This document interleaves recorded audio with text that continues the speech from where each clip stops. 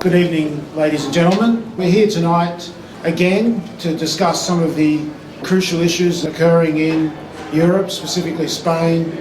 We've all heard the news over the last few years of the impact of the GFC, austerity and a whole range of other issues on southern Europe. Spain is one of the countries that's been hardest hit, and tonight we're going to hear some specifics and particular information that will inform us about the precarious situation that many Spaniards are facing today.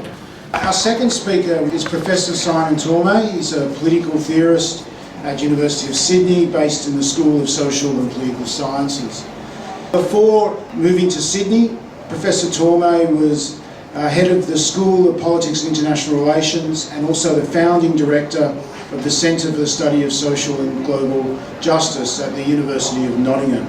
He undertook his education at the University of Wales in Swansea. He received his doctorate in 1991. He was a research scholar and lecturer at the University of Leicester before moving to Nottingham in 1990. In 2005, he was awarded his personal chair in politics and critical theory. Simon has a long list of publications, too long to go into detail here, but I will note two publications in particular: Capitalism, A Beginner's Guide, which was revised and republished in 2013 and well worth a read, and The End of Representative Politics, which has been published by Polity. So please welcome Professor Tormey.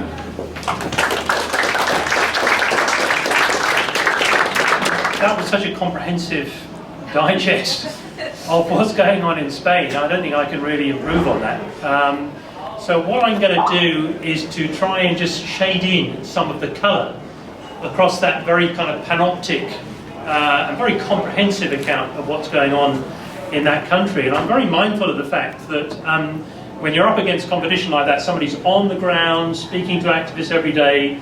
I mean, you know, this is going to be very old hat from the point of view of our other speaker. And I should also make clear, I mean, just a background really about how I've become interested in this. I finished the book on anti-capitalism, the revised edition 2012, and in that period, of course, we're in a period of social ferment across the world. And one of the things that really caught my eye about the Spanish case, which came out of a reaction to austerity, obviously, but also we haven't mentioned the events in North Africa, the Arab Spring, which really sparked a lot of solidarity movements and a lot of fellow feeling amongst South Europeans in particular about what was going on in that particular region. And the phrase that really sparked my appetite to discover a little bit more about what was going on in Spain, and I say straight away, I'm not a Hispanist, I'm not a Spanish politics expert, I'm a political theorist, spend more time with books than I do with people, has to be said. The phrase that caught my eye was democracia real ya, real democracy now. So, given that Spain is an example of a very developed democracy, of course the transition from Francoism happened in the early to mid-1970s, that sparked my interest. What is it that those people feel is lacking in contemporary politics, in contemporary democracy? And of course, many of the feelings that were being articulated at that particular juncture are ones which are repeated across the globe in developed democracy, not the least of which in Australia. And one of the dimensions I'd like to bring into this debate, because we're interested in grassroots democracy, and grassroots democracy is something that we all have a stake in, is what it is that we really want and need from our own democracies. And that was the question which was very put in very accentuated terms in this extraordinary upsurge. My first slide here, there's only 3 or 4. Don't worry, it's not death by PowerPoint and lots of zinging things coming across the screen. All of that was for the students a couple of weeks ago.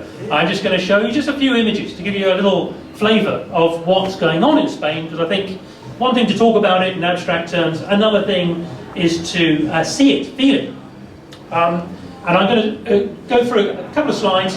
I also want to say that so piqued was my interest that I spent 2 summers, basically, 2 European summers over there, talking to about 100 activists, did a lot of interviews, went to a lot of events, initiatives and so on, and that formed the basis for the book, kindly plugged by Noah, which will be launching next Friday in Glean Books. And please, friends, do come along for for that, the end of representative politics. And I speak quite a lot about the Spanish case in that book, and I'll tell you why as we go through here. So this first slide is just to give you a whiff of those days in 2011. Not mentioned so far, but the event is called by the Spanish Tormey the 15th of May 2011. And really what we've got here, again, not mentioned so far, is the extraordinary mobilizing power of Twitter, Facebook, social media, particularly amongst the young. So what you have in the run-up to May 2011, a lot of Twitter traffic, a lot of activists saying, what are we going to do to defeat this terrible austerity government of ours? What are we going to do to make a really big symbolic action against this? And it's through Twitter, through using hashtags, through using mobile devices that people can, in a sense, copy in on this. Now, that's not to say just individualized, fractured action. There are groups of activists proposing this. One group of activists that I met in Barcelona is called DRI, which is short for Democracia Realia. There's an actual activist cell, and they're putting out suggestions for what to do, initiatives, events, over Twitter, trying to get people interested. To cut a long story short about the causalities behind that, what we get on the 15th of May is the most extraordinary upsurge, uprising that anyone has really seen in Europe. The official European Union report on the emergence of the Indignados estimates the number of people who took part in the occupation of squares in towns and cities across Spain. And we see here the middle photo is the Plaza del Sol in Madrid, of course, the heart of governance itself. The number was between 6 and 8 million ordinary citizens in a population of 55, 60 million. 10% of the population took part in the occupation of squares, towns and cities and villages. And the occupations took part simultaneously across 60 towns and cities. This is not a Madrid phenomenon, this is not a Barcelona phenomenon, this is a Spanish phenomenon across the whole of Spain. Any major conurbation had an occupation of its square, of its parks, ordinary people. Not people affiliated who are mobilized, who are very educated and so on. Ordinary people bashing pots and pans in the public space saying, we've had enough. Yay! Right? And ultimately, if you want to understand a phenomenon like the Indignados, what does that term mean? It comes from Stefan Hessel's famous pamphlet, Indignez-vous in French, get angry. And the Spanish took that to heart. If you know Spaniards, if you are Spaniards, you will know that they take getting angry very much to heart. And if you're pissed off about things, you don't just open the Sydney Morning Herald and sit there and scratch your chin going, what can we do about it? You get out in a freaking public square and you make a lot of noise, right? So that's what's going on here. Huge amount of noise, huge amount of energy. This is what Spanish people thrive on, okay? Some of the tropes that we see here, of course, the emergence of the mask. V for Vengeance is the text, of course, the film of the same name. What does that represent? The film V for Vengeance, based on the comic book novel, was a story of a kind of heroic struggle against a totalitarian dictatorship in something like Britain, in something like a 1984 type setting. So it's a very powerful mobilizing trope, this is why it came out at the time. So oppressed and so pissed off are ordinary people with their own governance and with their own political parties that they felt that this trope of a struggle against a totalitarian dictatorship was appropriate for describing how pissed off they were. A quite extraordinary set of initiatives. And look at some of the slogans. No one expects the Spanish Revolution. Right? An amazing upsurge. This is not just a kind of regular or routine politics. This is the collapse of faith in mainstream electoral political parties which have been long established, which have the same solutions, the same guys in suits, the same message, whether of the left or of the right. People have had enough of that and wanted to express it in a way which only the occupation of public space can do.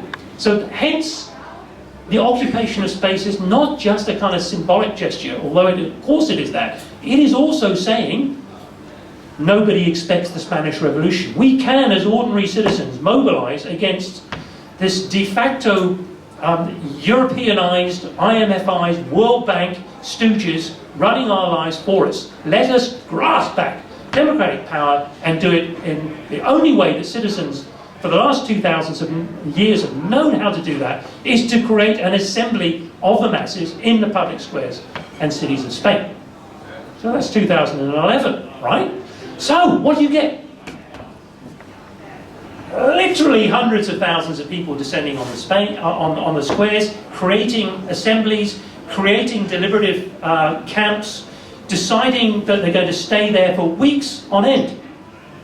And inevitably, their hope is that the elites will be so shamed that they'll kind of crumble away and will be replaced by some sort of deliberative construct. Well, did the elites think, oh, our time is up, we're going to give in, we hand back the keys of power to ordinary people, and we go about our daily business of ordinary citizens? No, that's not how elites work, right? They make political calculations, they talk to the police, they talk to the army. And as you know from anyone who's followed Spanish politics, that spectre of military intervention, the coup d'etat, is a very real one on the Iberian Peninsula. These are countries which have a recent memory.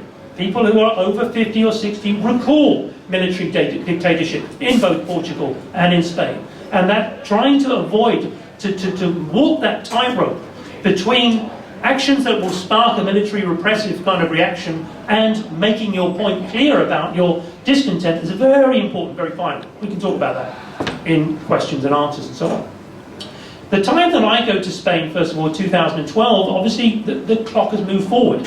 The deliberative assemblies have wound up. A lot of the energies have been dissipated. We're talking to activists about what other kind of measures they can take in order to make their discontent and their anger known. So maybe we can go on a slide. And the previous speaker, was it Dick or Dirk?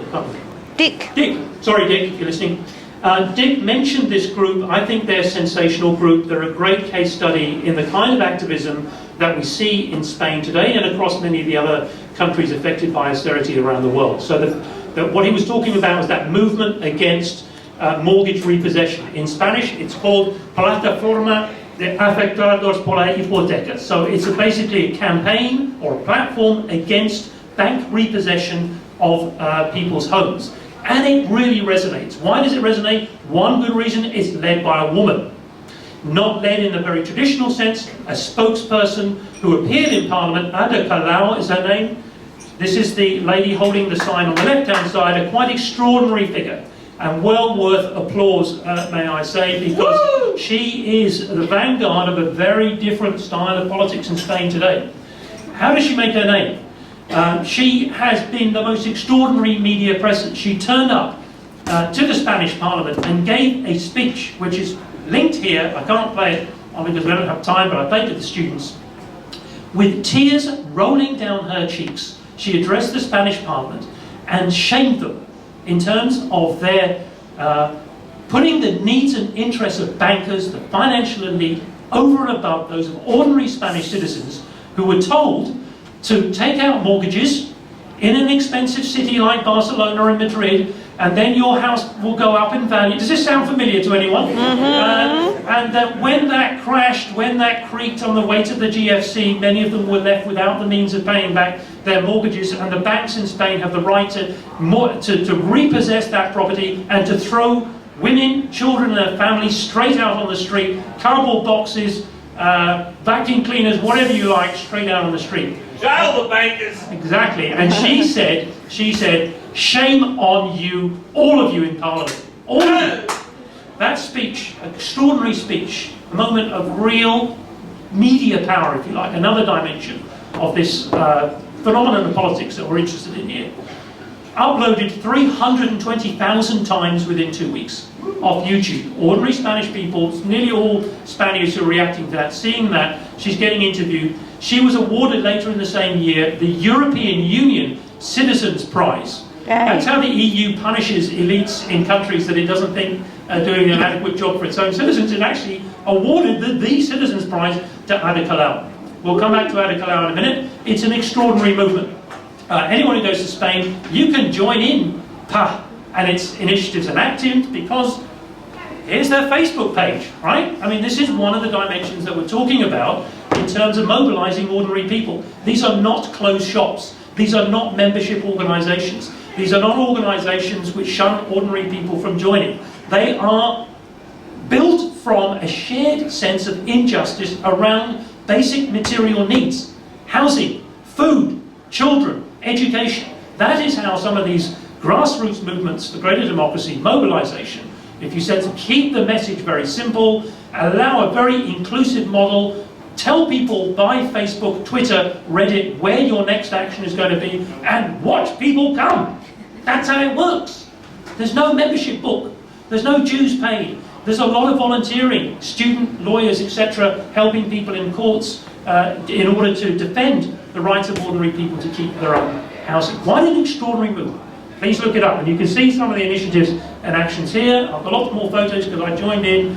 Great clamour, pots and pans, that's how we do things in Spain, make a bloody great noise, shame the bankers, shame the people who are trying to throw people out of ordinary houses, and create solidarity. I mean, when have we last heard the term in this country, solidarity, with ordinary people, working people, people who are facing right in the front line of austerity, poverty, okay?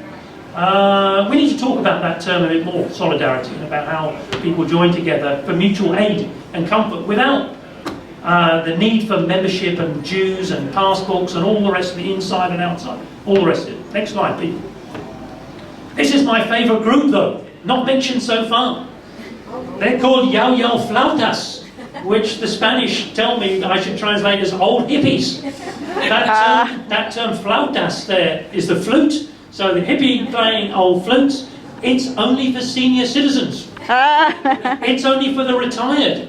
It's only for the old. Why is that? Because they quickly devised, is this a direct action group, which I was associated, looking at anti-capitalist protests, as the very youngest, the people who've got the less to lose, dreadlocks, dog, 19 years old, direct action, sit in the middle. No, these guys are all over 60. And they say, the reason why we only allow over 60s in our group is because we know the police will be sympathetic to us. If we allow young people to join, we get bashed up by the police. But the police, who are always 21 or 25, they know that their own grandparents might be involved in this blockading direct action style of politics. And what they do is they blockade banks and politicians' houses, and then bit by bit they say, oh God, I'm feeling terribly bad. I've got to go now. Is that all right, Mr. Policeman? And slowly they dissipate away like that. Oh God, I've got to go home and take my dinner. So they've got a fantastic strategy, fantastic pitch. You can see they celebrate their seniority. That's the front of their main publication, a pamphlet which describes how Yao Yao Flautas works. We are the 99%. Look at that trope from Occupy Wall Street. It's been taken on by the Spaniards, by the senior citizens. They have mobilised themselves. Many of these senior citizens, when we spoke to them, a lot of interviews with Yao Yao Flautas, they're ex-political party members. And they feel, Dirk said, that the old Communist Party, the old Socialist Party just lost touch with its own grassroots. It doesn't supply solidarity. It doesn't supply those bonds of social welcoming that people want and need from a political party. When I was a student, I was in South Wales, in the old South Wales, in the UK. The Labour Party used to do that in the old South Wales. Every pit town in South Wales had a Labour club. If you were born in South Wales, you joined the Labour Party. They looked after you from cradle to grave, and that's what they were describing was missing from the Spanish Socialist Party, the Spanish Communist Party. They'd withdrawn. They'd become incorporated into other kinds of politics, into the elites and so on, so they wanted to reconstruct it. One of the things that we visited, a street party with street food for ordinary people, just whoever wanted to visit. You could get a bowl of soup. They've got this curious leek dish they have in Barcelona. They gave everyone a bowl of that. Come and join us. Join it. Solidarity, social connectedness, friendly faces, people with a common struggle. No great ideological thing, but just bloody hell, if you're angry, come and join us and we'll sit outside a politician's house and make a lot of noise and pots and pans. All right, next slide. Last slide. Okay, so the story that I wanted to say about Spain was really how incredible these movements of grassroots democracy had really sort of filled the vacuum created by the withdrawal of support for the main political parties. The problem was, as I still remember the conversation today, one of my Spanish interlocutors there, academic, said, but Simon, you do realise that since 2010, 410 new political parties have been created. How is that going to fit with your story of political parties? You're telling us the political party's finished. We've got 410 new ones. Oh, Jesus, this is going to be a difficult thing to fit into my lovely new book. It's going to take months to work this out. Well, they're political parties, but they're of a very different kind. This is what we very quickly became evident. Let me just run through you a couple and I'll shut up and we'll have some questions. The one on the left I love. Escons en blanco. What do you stand for? Where's your ideology? What's your manifesto? No, Simon, you've got it wrong here, mate. We are a one-stop shop party for everyone who's pissed off with political elites. Our one policy is, if you vote for us, we promise not to take the seat in Parliament. It will be left blank. Escons en blanco, white seat party. We promise you, vote for us, there won't be any politicians at all. Right? So this is a kind of flavour of the thing, right? So I said, well, what do you do at your political party meetings? But Simon, you don't understand, we have a party in this party.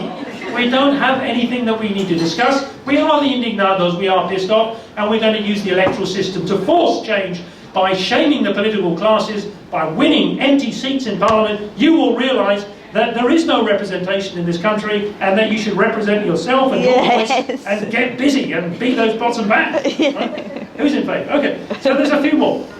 Democracia y punto is democracy full stop, or Party X as some Spanish would call it now.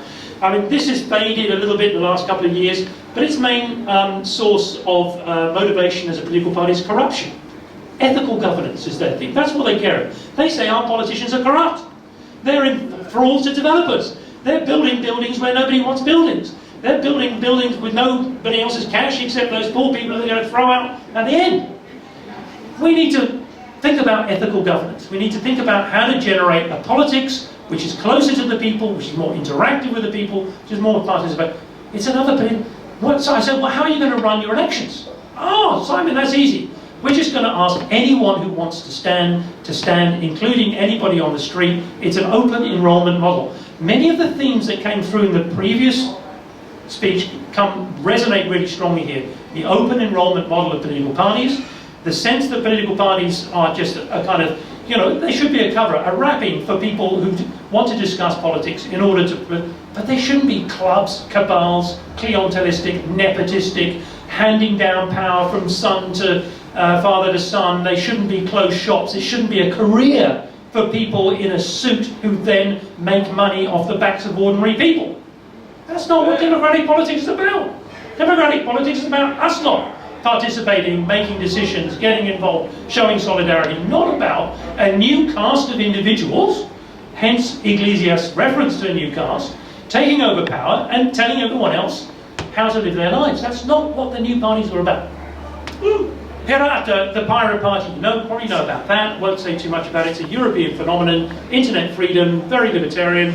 Queremos is very important, that was mentioned also by the previous speaker. These are the platform confluential parties, as the Spanish call it, confluencia, where basically you build an alliance. You say to everyone in this room, you know what, we're all pissed off, aren't we? Are we?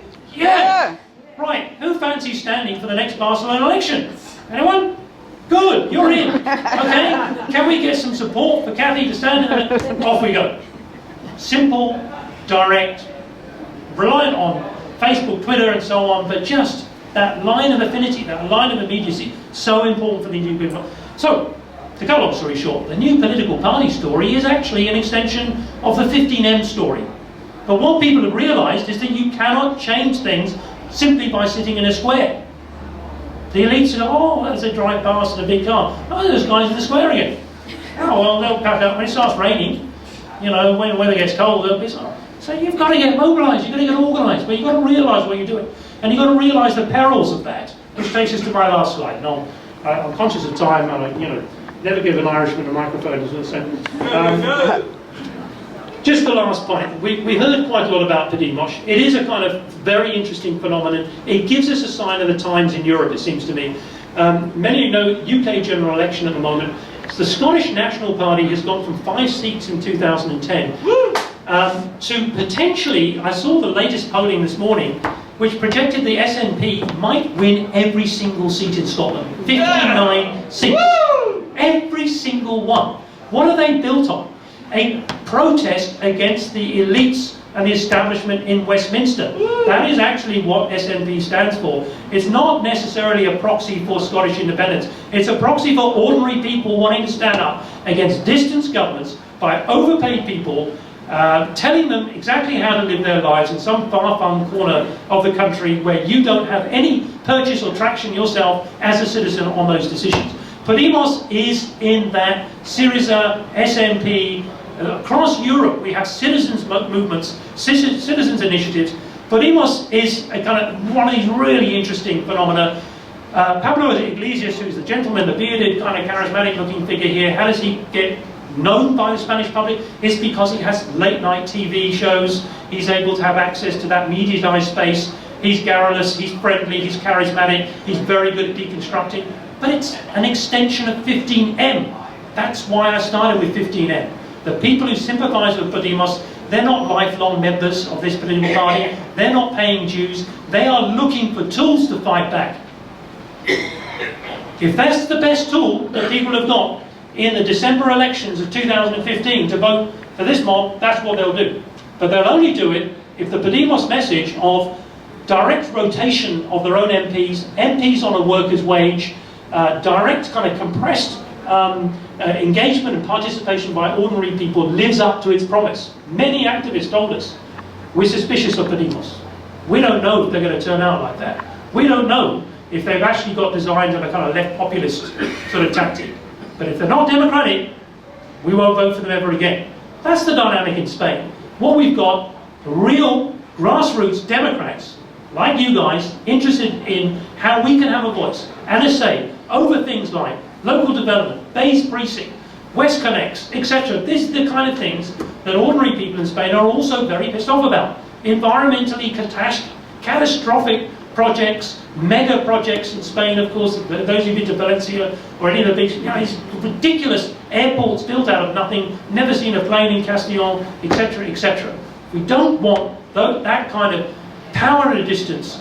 Then you have to get organised. You have to get mobilised. But you have to be very creative in relation to those political tools. That's what I love and admire about the Spanish. It's not just pots and pans. It's whatever tools you can use in order to advance your political cause. Thank you.